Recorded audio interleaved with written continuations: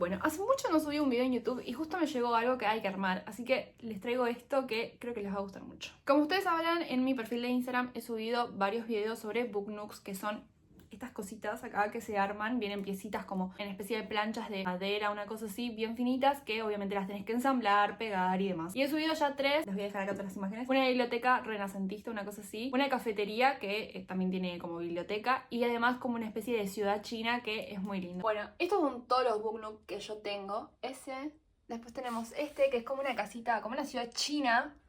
Y después tengo este, estoy un poco lejos, pero es como una biblioteca o una cafetería y me parece súper lindo. Los 3 prenden luces, los 3 los tuve que armar, estuve bastante tiempo. Normalmente va de dificultad de menor a mayor, dependiendo de las estrellas y demás. Yo me había mandado primero a hacer una biblioteca renacentista, que bueno, es la primera foto que les mostré, y fue demasiado complicada como para recién empezar, así que después me fueron mandando más porque bueno, ya le había tomado la cancha a esto. Y esta vez cutebee me envió una especie de heladería que es súper linda, que bueno, la heladería en cuestión, muy hermosa. Esto se arma pieza por pieza, vienen en una especie de planchas. Cada piecita obviamente la tenés que pegar, la tenés que encastrar. Y es algo que a mí personalmente me gusta mucho para hacer mi tiempo libre. Esta me tardó aproximadamente, creo que 3-4 horas más o menos. De las que tengo, esta es mi favorita porque es súper colorida. Prende luz, que después se los voy a mostrar en el video porque ahora no tiene puesto pilas. Viene con esta partecita. Acá adentro tiene una cosa con pila. Ahí hay cables y la parte esa negra es donde se meten las pilas. Entonces después ustedes tocan este botón y prende luces. Muy linda realmente. No me costó mucho hacerla, creo que fue una de las más fáciles que hice. Así que nada, les dejo el proceso. Obviamente está en cámara rápida porque fueron como 3-4 horas. No les voy a poner a ver 3-4 horas de video. Así que espero que les gusten y después seguimos.